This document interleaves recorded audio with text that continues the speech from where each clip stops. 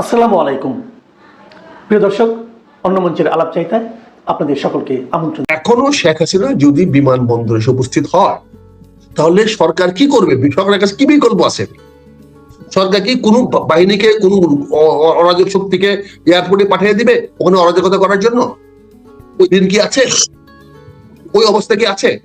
ফলে শেখ হাসিনা তার কর্মীদের, তার অনুসারীদের মনোবল চাঙ্গা রাখার জন্য এই কথাটা বলে যাচ্ছে। দ্বিতীয়ত যে কারণটা সে চাচ্ছে সেটা হচ্ছে বাংলাদেশের রাজনৈতিক চাপ সৃষ্টি করা।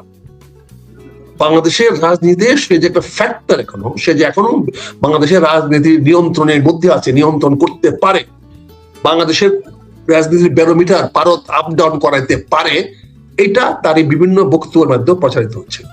তুমি দেখো গত 3-4 দিনে শেখ হাসিনা শেখ হাসিনা শেখ হাসিনা সবাই তোলপাড় করছে। এমন একটা পর্যায়ে গেছে যে সরকার আজকে বাধ্য হয়েছে সকল মিডিয়াকে বলতে যে শেখ হাসিনার বক্তব্য প্রচার করা আইনত নিষিদ্ধ। যেমন আমরা এখন যে শেখ হাসিনার কথা বলছি, এটাও কিন্তু আবার ডিজিটাল আইনে পড়ে যাবে, কারণ আইনত নিষিদ্ধ করা হয়েছে। কাজে শেখ হাসিনা এই জিনিসটা চ্যালেঞ্জ দিচ্ছে যে তোমরা আমাকে আইনত নিষিদ্ধ করেছো, আমার সম্বন্ধে কথা বলতে পারবে না, কিন্তু দেখো আমার সম্বন্ধে সামাজিক রাষ্ট্রীয় পত্র পত্রিকায় বলা বলে হচ্ছে। কেন বলা বলে হচ্ছে? যেহেতু শেখ হাসিনা একটা স্টেটমেন্ট দিয়েছে। এই স্টেটমেন্ট শেখ হাসিনা না দিত, নাকে তেল দিয়ে যদি ওখানে ঘুমিয়ে থাকতো, তাহলে কি বক্তব্যটা আসতো? তাহলে কি আপনি বক্তব্য নিয়ে কথা বলতেন? তাহলে কি এটা আলোচনা টেবিলে আসতো? তাহলে শেখ হাসিনার দ্বিতীয় লক্ষ্য হলো বাংলাদেশের রাজনীতিতে সে যে এখনো ভূমিকা রাখতে সক্ষম, এটা প্রমাণ করা, এবং বাংলাদেশের রাজনীতিকে তাকে নিয়ে বিবর্তিত হোক, তাকে নিয়ে আবর্তিত হোক, সেই রাজনীতিতে মধ্যমণি থাকুক, এটা তার একটা কৌশল। এটার মাধ্যমে, এটার জন্য সে বক্তব্য দিয়ে যাচ্ছে এবং তাকে ভারত সরকার সহায়তা করতেছে। ভারত সরকার তাকে সুযোগটা করে দিচ্ছে, যেহেতু বাংলাদেশে শেখ হাসিনা রাজনীতির তাৎপর্য বৃদ্ধি করা, তার প্রভাব বৃদ্ধি করা মানে ভারতের রাজনীতির প্রভাব বৃদ্ধি করা। এখানে সোজা অঙ্ক। শেখ হাসিনার প্রভাব বৃদ্ধি মানে ভারতের প্রভাব বৃদ্ধি।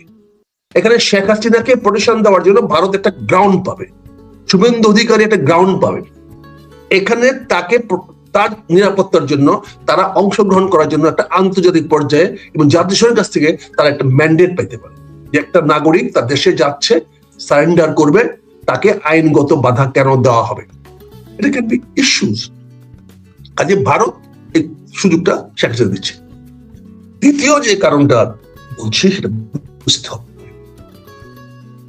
সরকার ইতিমধ্যেই, স্থানীয় সরকার নির্বাচনে যাওয়ার সিদ্ধান্ত নিয়ে নিয়েছে। আগামী সেপ্টেম্বর মাস থেকে সারা বাংলাদেশে নির্বাচনের হাওয়া শুরু হবে। নির্বাচনের সময় দেশের প্রচলিত আইনের নিয়মের ব্যত্যয় ঘটে, প্রশাসনিক শক্তির একটা নিয়ন্ত্রণ শিথিল হয়ে যায়।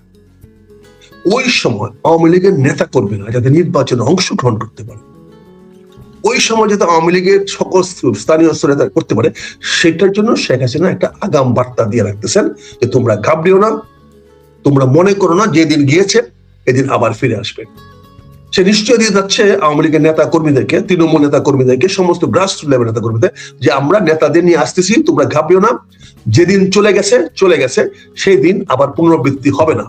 এই ধরনের একটা রূপক জিনিস বা এরকম একটা সেন্সেশন জিনিস বা এরকম একটা ইগো সৃষ্টি করতে পারে শেখ হাসিনা। সেগুলোটা করলে কি হবে? কার লাভ হবে? স্বাভাবিকভাবে আওয়ামী লীগের নেতা কর্মীদের লাভ হবে, স্বাভাবিকভাবে আওয়ামী লীগ নেতা কর্মীদের সাহস বাড়বে, স্বাভাবিকভাবে আওয়ামী লীগ নেতা কর্মীরা একটা সংঘাতে যাওয়ার জন্য একটা সাহস পাবে। সংঘাত মানে সরকারের আইন শৃঙ্খলা অবনতি, সরকারের আইন শৃঙ্খলা অবনতি মানে মানবাধিকার লঙ্ঘন, মানবাধিকার অধীনের লঙ্ঘন মানে রাষ্ট্রের সক্ষমতা প্রশ্নবিদ্ধ। কারা আইন শৃঙ্খলা লঙ্ঘন করছে, কোন বাহিনী করছে, কোন রাজনৈতিক দল করছে, এটা তো সরকার বিবেচনা করতে পারবে না। যদি আইন শৃঙ্খলা অবনতি হয় তাহলে সরকারকে এর 100% দায় দিয়ে দিতে হবে। সেটা কি বিএনপি জামাত সংঘর্ষের কারণ হয়েছে, না বিএনপি আওয়ামী লীগ সংঘর্ষের কারণ হয়েছে, নাকি এনসিপি আওয়ামী লীগের সংঘর্ষের কারণ হয়েছে, নাকি কমিউনিস্ট পার্টি ভার্সেস এনসিপির জন্য হয়েছে? এটা তো বিষয় না। বিষয়টা হলো আইন শৃঙ্খলা রক্ষা করার দায়িত্ব সরকারের। সরকার যদি সে আইন শৃঙ্খলা করতে না পারে, যদি সেখানে মানুষের নিরাপত্তা নিশ্চিত না হয়, মানুষ যদি সেখানে নিরাপদে চলতে না পারে, রাজনৈতিক প্রচার প্রচারাতে না পারে, তাহলে নির্বাচন তো প্রশ্নবিদ্ধ হবে। তো সেই নির্বাচন অবস্থায় কি হবে? ইতিমধ্যে আমরা দেখতে পাচ্ছি প্রতিটি এলাকাতেই আওয়ামী লীগের নেতারা নির্বাচন করার জন্য তৎপর, প্রার্থীর পক্ষে কাজ করার চেষ্টা করছে। যেখানে সরাসরি সামনে আসতে এখন সমস্যা আছে, যাদের হয়তো অতীত ভালো না, তারা হয়তো অনেকটা সাবধান হয়ে আছে, কিন্তু সে বিভিন্নকে সহায়তা করার চেষ্টা করছে। তুমি তো অষ্টগ্রামে যদি দেখো, সেখানে আওয়ামী লীগ বিশেষ করে আব্দুল হামিদ সাহেবের লোক তো তৎপর, অনেক তৎপর, তার নির্বাচন করার জন্য সামনে এগিয়ে যাচ্ছে। আমাদের সারা কিশোরগঞ্জ জেলায় দেখো, সেখানে দেখবা যে তৎপর। কাজে শেখ হাসিনার এই বিষয়টি, এই যে তুলপার পর্দা আড়ালে কি ঘটছে, এই খবরগুলো কেন আসতেছে? এটা খবরগুলো সৃষ্টি করেছে Sheikh Hasina. Sheikh Hasina is a very smart politician. Sheikh Hasina এত বড় স্মার্ট পলিটিশিয়ান, এত বড় বিপ্লবের মধ্যে তার বাড়ি ঘর গুড়ায় গেছে, কিন্তু সে নিরাপদে সরকারি হেলিকপ্টার নিয়ে উড়ে চলে গেছে অন্য জায়গায়। এটা কতটুকু স্মার্ট হইলে পরে বুঝতে পারো। এবং আন্তর্জাতিক চক্র তাকে সহায়তা না করলে সে কিভাবে গেল?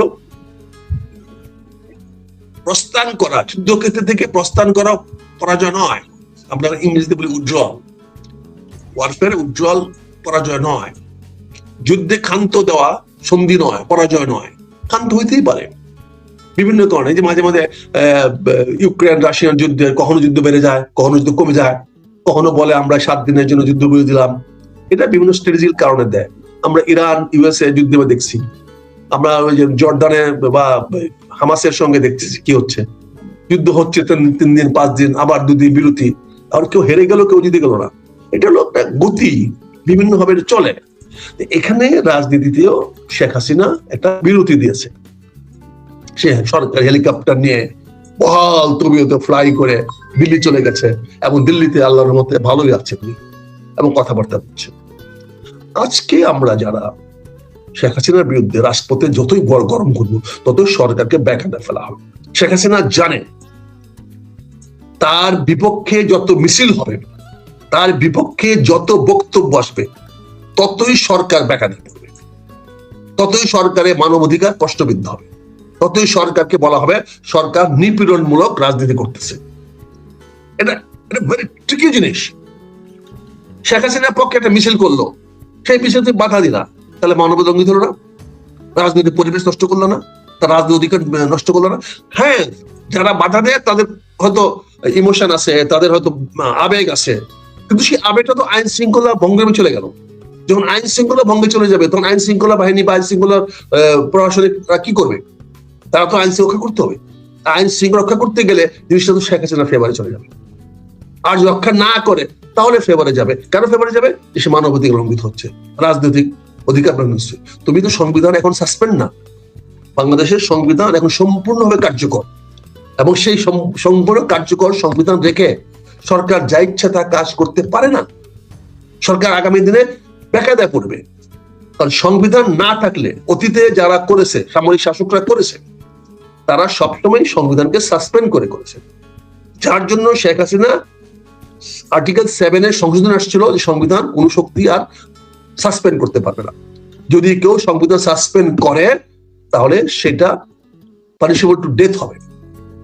এই সংবিধান স্থগিত না করার জন্য এই আইনটা আনা হয়েছিল। এখন তো এই আইনটা উঠে গেছে, হাইকোর্ট তো এই সংবিধানটাকে নালিফাই করে দিয়েছে। এখন সংবিধান সংশোধন দরকার নাই।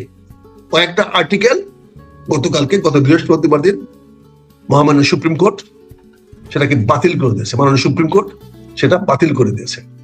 ফলে এখন তো যে কোনো সময় যে কোনো লোক সাসপেন্ড করতে পারে সংবিধান। এখন আর সময় সাসপেন্ড করা অবৈধ হবে না। কিন্তু পাশাপাশি এটা তো রয়ে গেছে যে জনগণ দেশের মালিক। আর্টিকেল 7 তো চেঞ্জ হয়নি। জনগণ দেশের মালিক, তার মানে জনগণের চরম অভিপ্রায় হলো সংবিধান। সংবিধানের প্রথমে কি লেখা আছে? জনগণের চরম অভিপ্রায় হলো সংবিধান। সংবিধান ভায়োলেট করা, সংবিধানকে অবজ্ঞা করা ক্ষমতা সরকার বা অন্য কারো নেই। সরকার শপথ নিয়েছে যে এই সংবিধান তারা মেনে চলবে। সাধারণ জনগণ সংবিধান শপথ নেয় নেই, এমপিরা সংবিধান নেই। তারা যে কোনো সময় সংবিধান পরিমার্জন করতে পারে, সংস্কার করতে পারে। যেটা আমাদের বিরোধী দল থেকে, যে আমাদের পরিষ্ঠ বলা হয়েছে, কদিন আগে পার্লামেন্টে বলেছে আমরা সংবিধানে সংস্কার চাই, আমরা সংবিধানকে নতুন করে আরো এটাকে উন্নত করতে চাই, কিন্তু তার সংবিধান মেনে এটা খেয়াল করবেন, সংবিধানকে ছুঁড়ে ফেলে দিচ্ছেন না। জামাত ইসলাম কখনোই বলে নাই সংবিধানকে ছুঁড়ে ফেলে দেব, এটা অনেকে বলেছে, তার মুখের কোট আছে, ভাষা আছে, আমরা সেটা বলতে চাই না, কিন্তু সংবিধান ছুঁড়ে ফেলা দেওয়া যায় না। এই ছুঁড়ে ফেলে দেওয়া যায় নাই বলেই আর্টিকেল 7 এ সংশোধনী আনা হয়েছিল, কিন্তু হাইকোর্ট সেই সংশোধনীটা বাতিল করে দিয়েছে। তারপরেও কিন্তু সংবিধান ছুঁড়ে ফেলা দেওয়া যাবে না, সরকার ছুঁড়ে ফেলতে পারবে না, কারণ সরকার এই বর্তমান সংবিধানের অধীনেই শপথ নিয়েছে। কাজেই যদি এর সংস্কার জাতীয় সংসদে করতে চায়, বিরোধ আনতে পারে, অন্য সব দল আনতে পারে, জনগণ বাধ্য করতে পারে সরকারকে যে এই সংবিধান পরিবর্তন করো, এটার পক্ষে আমি, যেটা আমিও চাই সংবিধান সংস্কার হোক, জামাত ইসলামের সবাই আমরা চাই এই সংবিধান সংস্কার হোক। কেউ বলে নাই, আমরা বলছি 71 এই সংবিধানকে সংশোধন করা হোক 2026 সাল বা তার পরবর্তী সময় বুঝি করার জন্য। আমরা দেখেছি এই সংবিধান নিয়ে অনেক সময় অনেক কিছু পরিষ্কার করা হয় নাই, যেমন রাষ্ট্র ধর্ম নিয়ে সংবিধানে একটা ধোঁয়াশা রয়ে গেছে, এটাকে আমাদের পরিষ্কার করতে হবে। যেমন আমাদের ওই সমাজতন্ত্র নিয়ে আমাদের ধোঁয়াশা রয়ে গেছে, বাংলাদেশ সমাজতন্ত্র কাজ করছে না, বাংলাদেশ সমাজতন্ত্র নাই, এখন পুঁজিবাদী সমাজ বাংলাদেশ চলতেছে। আমার সংবিধান বলছে সমাজতান্ত্রিক রাষ্ট্র হবে, আমার সংবিধান বলছে রাষ্ট্র, ব্যবসা, বাণিজ্য সবকিছু সরকার চালাবে। সেখানে সংবিধানকে পাশ কাটিয়ে আমরা মুক্ত বাজার বাণিজ্য আমরা চালাচ্ছি, এটা সংবিধানের সঙ্গে কন্ট্রাডিকশন, এখানে সংবিধানের সঙ্গে কন্ট্রাডিকশন। ফলে আমরা চাচ্ছি এখানে সংবিধানগুলো সংশোধন করা হোক। আমরা চাচ্ছি সংবিধানে এখন প্রায় আমাদের জনসংখ্যা হয়ে গেছে 20 কোটি কাছাকাছি, একটা 20 কোটি দিয়ে একটি ওয়ান সিঙ্গেল হাউস পার্লামেন্ট চলতে পারে না। 20 কোটি মানুষকে নিয়ে একটি 300 এমপি কে দিয়ে শুধু একটি দেশ চলতে পারে না, 20 কোটি লোকের প্রতিনিধিত্ব হতে পারে না। এখানে আপার হাউস দরকার, সকল রাজনৈতিক দলগুলো বলছে আপার হাউস দরকার, কারণ এটা অনুমূল্য করা দরকার। আমাদের একটি অন্তত বাংলাদেশের 3 থেকে 4টা প্রদেশে ভাগ করা দরকার, কারণ সকল নেতৃত্ব কেন্দ্রীভূত ঢাকা শহর হয়ে গেছে। ফলে কি হচ্ছে, দেখা যায় ইউনিয়ন পরিষদের চেয়ারম্যান সেও এখন মন্ত্রী হয়ে যাচ্ছে, মানে টায়ারটা কি একদম ইউনিয়ন পরিষদের চেয়ারম্যান থেকে জনপ্রতিনিধি হয়, সেখান থেকে সে সরাসরি পরবর্তী এমপি পাস করে সে মন্ত্রী হয়ে যেতে পারে। আমাদের অনেক মন্ত্রী আছে যাদের ব্যাকগ্রাউন্ড হলো ইউনিয়ন পরিষদের চেয়ারম্যান। ইউনিয়ন পরিষদের চেয়ারম্যান বাই নেচার 5 বছর সে যে সমস্ত জিনিস নিয়ে কাজ করেছে, সেখানে টিওনোর অধীনে সে টিওনো এবং ওসিকে সকল দুর্নীতিতে সহায়তা করেছে। একটা ইউনিয়ন পরিষদের চেয়ারম্যানের সবসময় ইউনিয়ন পরিষদের চেয়ারম্যানকে চালাইতে গেলে সে স্থানীয় পুলিশ কর্মকর্তা এবং টিওনোকে তাদের দুর্নীতিতে সহায়তা করতে হয়। তাদের দুর্নীতি সহায়তা না করলে চেয়ারম্যানরা বিপদে পড়ে। যেই চেয়ারম্যান এই মানসিকতা নিয়ে তৈরি হয়ে আসছে, তাকে যদি আপনি স্থানীয় সরকার প্রতিমন্ত্রী বানায় দেন, মন্ত্রী বানায় দেন, তাহলে কি হবে? সেখানে সে দুর্নীতিকে দুর্নীতি মনে করবে না, সেখানে মনে করবে এগুলো কিছু না, এগুলো আমাদের যা বলা হয়েছে তাই। কিন্তু ওনাকে যে বলতে পারে না, স্থানীয় সরকার প্রতিমন্ত্রীকে মাননীয় প্রধানমন্ত্রী হুকুম দিতে পারেন না, এইটা তো বুঝার বুদ্ধি তার নাই। কালকে ইন্টারভিউ শুনলাম ওই কনক সরোরা এখানে, আমাকে মাননীয় প্রধানমন্ত্রী বলে দিচ্ছেন, তার মানে তাহলে মন্ত্রী কোথায় গেল? সে ডাইরেক্টলি ভায়োলেটিং মিনিস্টার। এটা চলছে দেশে, কি করবেন আপনি বলেন? কি করবেন বলেন? কি করে একজন মাননীয় প্রধানমন্ত্রীও বলতে পারেন? আবার সে বলছে আমি তোমরা বন্ধু না, বন্ধু না তোমার কেন বলবে? উনি স্থানীয় সরকার মন্ত্রীকে বলবে, স্থানীয় সরকার দরকার বললে স্থানীয় মন্ত্রী প্রয়োজন মনে করলে তার ইয়াকে বলবে, স্টেট মিনিস্টারকে বলবে। কিন্তু এখানে চ্যানেল ব্রেক করা হচ্ছে। এই সিস্টেম গুলোর কারণে আজকে বাংলাদেশে আমরা মনে করি সংবিধানে কতগুলো সংস্কার প্রয়োজন। সংস্কারের কিছু কিছু জায়গাতে আমাদের সংস্কার প্রয়োজন, এটা আছে সময়ের দাবি। জনগণ তাই চায়, মানুষ তাই চায়, মানুষ ভোট দিয়ে পাঠিয়েছে, এবার সবারই দাবি ছিল সংস্কার হয়। ফলে আমি মনে করি কয়েকটি সংস্কার আমাদের অতীব প্রয়োজন হয়ে দাঁড়িয়েছে। আমাদের রাষ্ট্রপতির সঙ্গে প্রধানমন্ত্রীর সম্পর্ক, এটা আরো পরিষ্কার করা দরকার। আমাদের সংবিধানে এখানে অনেক কিছু উজ্জ্বল হয়ে গেছে। এখানে রাষ্ট্রপতিকে আমরা একটা পুতুল বানিয়ে ফেলেছি। রাষ্ট্রপতির কিছুটা ক্ষমতা দেওয়া দরকার, কিছুটা ক্ষমতায়ন করা দরকার, কারণ এখানে ব্যালেন্স অফ পাওয়ারটা হচ্ছে না, একমুখী হয়ে যাচ্ছে। ব্যালেন্স অফ পাওয়ার এক জায়গায় চলে যাচ্ছে। আজকে আমরা দেখতেছি প্রধানমন্ত্রীর প্রোটোকল বলতে তৈরি হয়ে যাচ্ছে, বাট পৃথিবীর কোন দেশে প্রধানমন্ত্রী আলাদা কোনো প্রটোকল নাই। প্রধানমন্ত্রী also is a minister and he is the first among the equals. কাজে এখানে তো প্রধানমন্ত্রীর প্রটোকল হবে না, প্রধানমন্ত্রীর দপ্তর হবে না, কিন্তু আমাদের প্র্যাকটিস করতেছে সংবিধানে নাই, সংবিধানের স্পিরিটের সঙ্গে যায় না। কাজে আমার সংবিধান সেখানে পরিবর্তন দরকার। হ্যাঁ, আই ডোন্ট মাইন্ড আপনি প্রাইম মিনিস্টারকে প্রাইম দপ্তর আপনি সংবিধান নিয়ে আসেন, আপনি নিয়ে আসেন এসএসএফ যেমন আইন করে নিয়ে আসছেন, সেটা তো সাংবিধানিক না। আর্টিকেল 62 অনুযায়ী army cannot be done like this, cannot go behind the political people, he cannot work. Arm forces রাজনৈতিক নেতৃত্বের পাহারা দিতে পারে না, রাষ্ট্রপতি রাজনৈতিক তো না। প্রেসিডেন্ট সিস্টেম অফ গভর্নমেন্ট হইলেও রাষ্ট্রপতি সুপ্রিম কমান্ডার হয়। কাজে এইগুলো অ্যানোমালিস সংবিধানে আছে, এইগুলো আমাদের সংশোধন করা দরকার। তারপরে স্থানীয় সরকারের কাঠামো সম্বন্ধে আমাদের অনেক অ্যাম্বিগুইটি আছে। স্থানীয় সরকার ফান্ডিং কে করবে, স্থানীয় সরকার সুপারভিশন কে করবে, স্থানীয় সরকার অ্যাক্টিভিটিস কে মনিটর করবে, স্থানীয় সরকারের সঙ্গে সংশ্লিষ্ট দেশের সম্পর্কটা কি হবে, তারা কেমনে ইন্টার ফাংশনালি কাজ করবে। এখন একজন সংসদ সদস্য অ্যালটমেন্ট নিয়ে যাবে, ব্রিজের টাকা দিবে, রাস্তার টাকা দিবে, স্কুল বানিয়ে দিবে, কলেজ বানিয়ে দিবে, আর সবাই হরিলুট করে খাবে, এটা তো হতে পারে না। MP has the right to check and verify and monitor, কারণ এই টাকাটা সেন্ট্রাল গভর্নমেন্ট থেকে যাচ্ছে, আমার ফেডারেল গভর্নমেন্ট, এটা স্থানীয় সরকারের বাজেট না। এটা স্থানীয় সরকারের কথা বললে হবে না, স্থানীয় সরকার তার নিজস্ব বাজেটে চলতে হবে। স্থানীয় সরকারের কাজে যদি সংসদ সদস্য হস্তক্ষেপ করতে না পারে, মনিটর করতে না পারে, চেক করতে না পারে, তাহলে স্থানীয় সরকারকে তার নিজস্ব ফান্ডে চলতে হবে, সে নিজস্ব তহবিল সংগ্রহ করতে হবে। তার এই জিনিসগুলোকে আমাদের ব্যালেন্স করতে হবে। কথায় কথা আমার সুশীল সমাজ বলে এমপির এলাকায় কি কাজ। আরে ভাই, এমপি এই যে বাজেটটা পাস করলো, টাকাগুলো তো এমপিরা পাস করেছে, এমপিরা সংসদ সদস্যরা টাকাগুলো তার গ্রামে নিয়ে যাবে, ইউনিয়ন উন্নয়ন দিবে, উপজেলা উন্নয়নে দিবে, ব্রিজ, কালভার্ট, হাইওয়ে, রাস্তা ঘাট, স্কুল, কলেজ, মাদ্রাসা বানাবে। টাকাটা তো সরকারের, জনগণ দিছে এমপির মাধ্যমে, এমপি বলে দিয়েছে তাই বাজেটটা হয়েছে। সেই টাকার সুপারভিশন কে করবে? অবশ্যই এমপি করবে।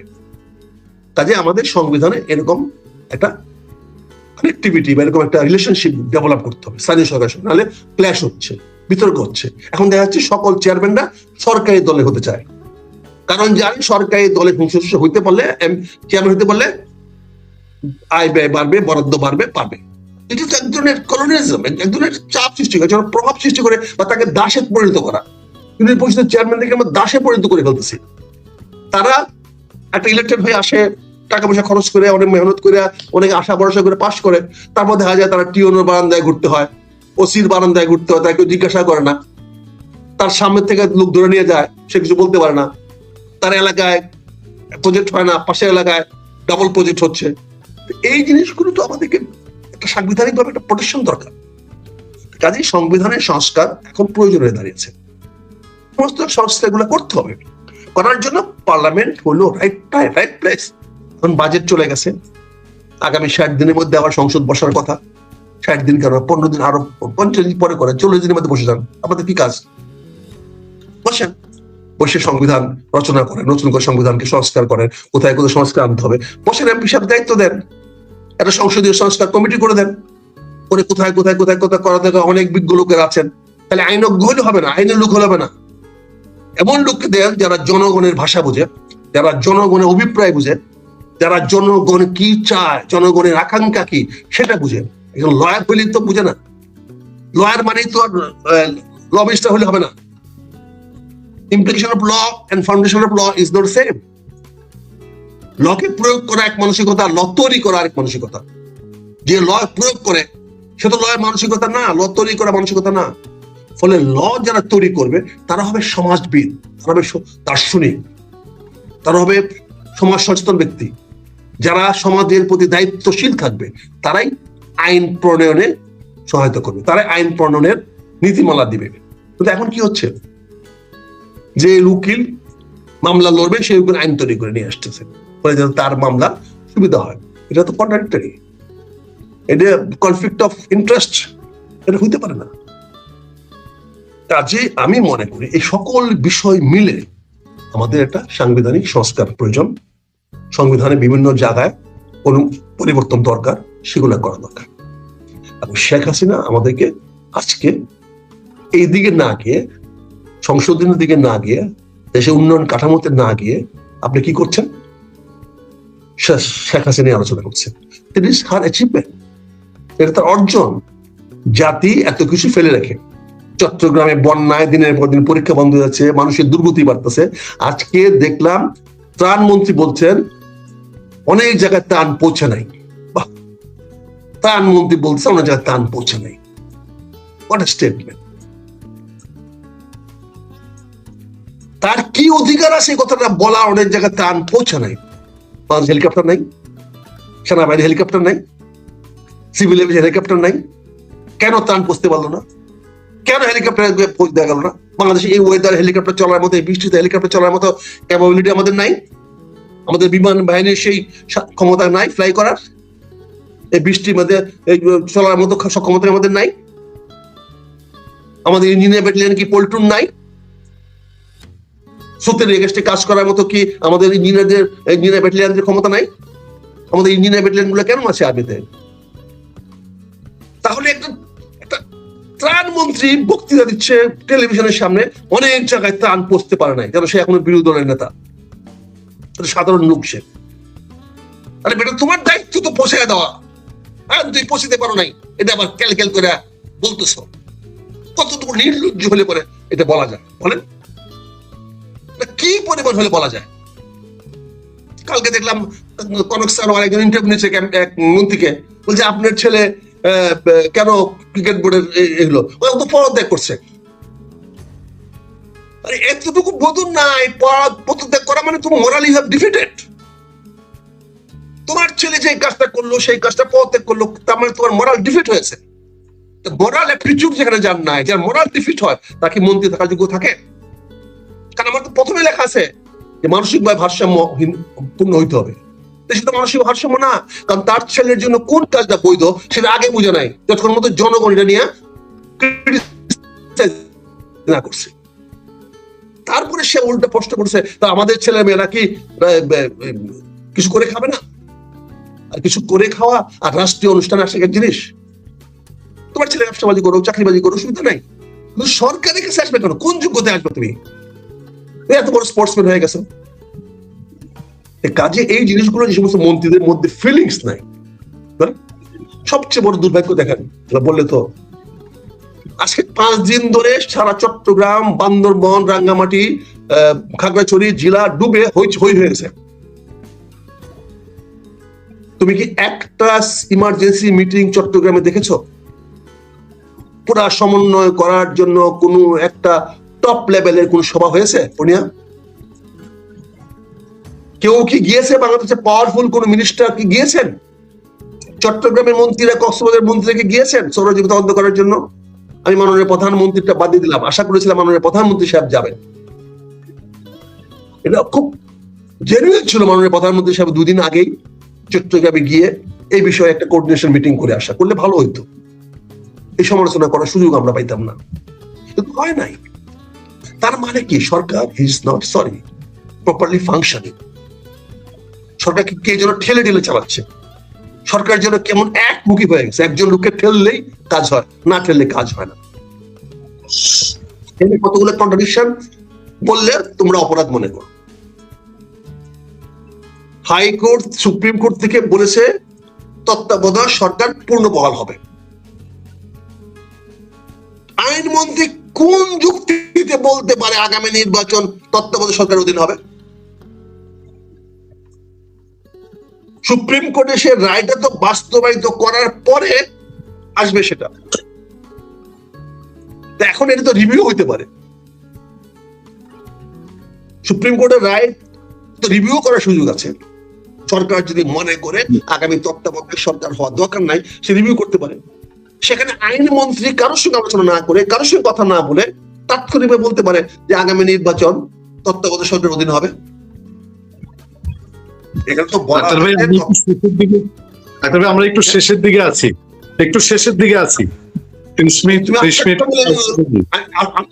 বিষয় বাড়াচ্ছি আর কি, বুঝছেন না? এখন বিষয়টা হলো যে এইগুলোতে কি হচ্ছে। আমি মনে করি আইনমন্ত্রী সাহেব বিজ্ঞ মানুষ, উনি এটা বলতে পারতেন যে আমরা আজকে সুপ্রিম কোর্টের ভার্ডিক্ট পেয়েছি, আমরা এটা পার্টি ফোরাম আলোচনা করব, সরকারের ফোরাম আলোচনা করব, আলোচনা করে আমরা আপনাদেরকে পরবর্তী সিদ্ধান্ত জানাবো। That will be more appropriate and এটা প্রোটেক্টিভ, মানে আমার প্রধানমন্ত্রীর জন্য, রক্ষা করার জন্য তার ছিল এটা সঠিক বক্তব্য। ওনাকে তত্ত্বাবধায়ক সরকার আগামী নির্বাচনে হবে, মানে আশ্চর্য। হুইজি আইনমন্ত্রী হইলে কি সবকিছু করা যায়? এটা কি আইনমন্ত্রী একা ডিসিশন? এটা তো মাননীয় প্রধানমন্ত্রীর সিদ্ধান্ত লাগবে, তার অনুমোদন লাগবে, তার ক্যাবিনেট অনুমোদন লাগবে, তার দলের অনুমোদন লাগবে, তার রাজনৈতিক অনুমোদন লাগবে, অন্য রাজনৈতিক দলের ঐক্যমতে আসতে হবে। এখন অন্য রাজনৈতিক দল তত্ত্বাবধায়ক না চায়, কাজে এই যে তাতে আমি কি বলতে চাচ্ছি যে সরকার কেন যেন ফাংশনাল হচ্ছে না, আমার বক্তব্য সেটা। সরকার যেন কোথায় তার মন্ত্রীদেরকে প্রপারলি ফাংশন করাতে পারতেছে না। আমরা দেখছি স্বরাষ্ট্রমন্ত্রী বলছেন পাকিস্তানের কি বলছেন বাংলাদেশে আইন শৃঙ্খলা সহজ করার জন্য। হোয়াট ফানি, পাকিস্তান যার নিজের আইন শৃঙ্খলা কোনো খবর নাই, সে আমাকে আইন শৃঙ্খলার জন্য সাহায্য করার জন্য স্বরাষ্ট্রমন্ত্রী বলছে। সে জাতির সঙ্গে আহ্বান জানাচ্ছে একটা আন্তর্জাতিক পুলিশ বানাইতে, পুলিশিং করার জন্য আন্তর্জাতিক পুলিশ চক্র বানাইতে। জিও পলিটিক্স, গ্লোবাল পলিটিক্স এর কি সম্পর্ক আছে? কালকে তো বলে জাতিসংঘের মাধ্যমে আমার স্থানীয় সরকার চালানোর ব্যবস্থা করে দেওয়া হোক। কালকে বলবে জাতীয় স্থানীয় সরকারের মাধ্যমে আমার সমাজ কল্যাণ মন্ত্রণালয় কেমনে কোঅর্ডিনেট করবে, এটা করে দেওয়া হোক। এগুলো তো ন্যাশনাল বক্তব্য না, এগুলা সরকারের ভাবমূর্তিকে ভালো করে না। যারা শুনে তারাও ভালো চোখে দেখে না, যাদেরকে বলছেন তারাও মনে মনে হাসে, হোয়াট ইজ টকিং। কাজেই পরিশেষে আমি একটা কথায় আসি, সেটা হচ্ছে আমি বিনয়ের সঙ্গে বলছি, রাষ্ট্র ভালোভাবে চলুক, সুন্দরভাবে চলুক। মানুষের দুঃখে যে রাষ্ট্র পাশে গিয়ে দাঁড়াতে পারে না, একটি উপজেলার জন্য 20 লক্ষ টাকা অনুদান মাননীয় প্রধানমন্ত্রী অত্যন্ত অপ্রতুল, অত্যন্ত অপ্রতুল। যে হারে মানুষের ভোগান্তি চট্টগ্রাম, বান্দরবন, খাগড়াছড়ি এবং রাঙ্গামাটি এলাকায় হয়েছে, মাননীয় প্রধানমন্ত্রী আপনার 20 লক্ষ টাকা অনুদান, এটা হাসি ঠাট্টা পরিণত হয়েছে। যারা আপনাকে দিয়ে কাজটা করিয়েছে তারা সঠিক কাজটা করে নাই। আপনাকে এটা আরো বেশি রেশনাল হওয়া দরকার ছিল, আরো বেশি যুক্তিপূর্ণ হওয়া দরকার ছিল। আপনার ডিসিরা প্রপারলি কাজ করতেছে না, এতেই প্রমাণ হয়। আপনার মন্ত্রণালয় কোঅর্ডিনেশন হচ্ছে না, ত্রাণ মন্ত্রণালয় ঠিক মতো দেখতেছে না, আপনি পুনর্বাসন মন্ত্রণালয় কাজ করতে পারে নাই, মানুষকে ইভাকুয়েট করতে পারে নাই। এতগুলো মানুষ মারা গেল ভূমিধসে, মারা যাওয়ার ভূমিধসে অস্বাভাবিক কিছু না। বাংলাদেশের মাটির পাহাড় এতদিন বৃষ্টি হলে হইতেই পারে, ভালো জায়গায় থাকলেও ভূমিধস শিকার হতে পারে, অনেক দেশে ভূমিধস শিকার হয়। এগুলো প্রাকৃতিক দুর্যোগ, এগুলা আপনাকে দায়ী করছি না আমরা, কিন্তু দুর্যোগ উত্তর দুর্যোগের পরে যে ব্যবস্থাগুলো করা দরকার সেগুলো সরকার করতে হবে। কাজে আমি মনে করি বিষয়টি আরো গভীরভাবে চিন্তা করা দরকার। আমাদের শেখ হাসিনার ফোবিয়াতে না ভুগে আসেন দেশটাকে আমরা এমন ভাবে একটা অবস্থান করি যেখানে বাংলাদেশের সকল রাজনৈতিক দল মিলেমিশে আমরা দেশটাকে উন্নতির দিকে নিতে পারি। এই বাংলাদেশটা আমার সবার, আমাদের সবার। আমরা এমন কোন উস্কানিমূলক বক্তব্য দিব না, আজকে যেখানে আমেরিকানরা যেগুলো বলতেছে এগুলো থেকে আমরা কান দিব না। আমেরিকান আমাদের ভালো বন্ধু, আমেরিকান সেই বন্ধুত্বের সুযোগ আমরা নিব, তবে আমাদের ক্ষতি করে নয়। আমরা আবারও বলছি, আমরা আমেরিকান গম নিয়ে আসবো, কিন্তু টন প্রতি $300 বেশি দাম দিয়ে নয়। এটা আমেরিকান গভর্নমেন্টকে, আমেরিকান অ্যাম্বাসেডর সাহেবকে আমি অনুরোধ করবো, আপনারা দেখেন, তাহলে আগামী দিনে কিন্তু আপনাকে বানিয়ে বলবে তুমি ব্যবসার স্বার্থে বাংলাদেশকে সাহায্য করতে চাও, আমাদের স্বার্থে নয়। কাজে বিষয়গুলো দরকার, চিন্তা করা দরকার। আমরা ব্যক্তিগতভাবে চাই বাংলাদেশের সঙ্গে আমেরিকার ভালো সম্পর্ক হোক, কারণ আমাদের সবচেয়ে এক্সপোর্ট আর্নিং সোর্স হলো আমেরিকা। আমরা আমেরিকাকে সঙ্গে আমরা আপোষ করে কাজ করতে চাই, তোকে বলে আমরা স্যাক্রিফাইস করতে চাই, কিন্তু আমরা out of this both country benefit চাই। তোমাকে অনেক অনেক ধন্যবাদ। পরিশেষে আবারও বলবো, শেখ হাসিনা চ্যাপ্টারটা, শেখ হাসিনা তার দৃষ্টিভঙ্গি সঠিক করছে, আমাদের এত বেশি রিয়েক্ট করা ঠিক না। শেখ হাসিনার নাম টিভিতে প্রচার করলে শেখ হাসিনা ক্ষমতা চলে আসবে। শেখ হাসিনার নাম বিভিন্ন পত্রপত্রিকা আসলেই বাংলাদেশ শেখ হাসিনা হয়ে যাবে না। এটা এই হীনমন্যতা থেকে আমাদের বেরিয়ে আসতে হবে। শেখ হাসিনার নাম প্রচার হোক, টেলিভিশনে বলা হোক, তার বক্তব্য আসুক, তাতে কিছু হয় না। জনগণে বিচার করবে শেখ হাসিনার কে আসতে দিবে কি দিবে না, শেখ হাসিনা আসার প্রয়োজন আছে কিনা আছে, এটা জনগণের উপর ছেড়ে দেন। জনগণই আমাদের সকল কিছু দেখবে। আমরা সংবিধান বলে জনগণ আমাদের অভিপ্রায় হিসাবে সংবিধান। আমরা বলি না জনগণ সকল ক্ষমতা উৎস, আমরা বিশ্বাস করি আল্লাহ সকল ক্ষমতা উৎস। তবে গণতান্ত্রিক পরিবেশে আল্লাহ সেই ক্ষমতাটা জনগণের কাছে ন্যস্ত করেছেন। জনগণ আমাদেরকে নির্বাচনের মাধ্যমে ক্ষমতা দিবেন, সেই ক্ষমতায় আমরা ক্ষমতাশীল হব।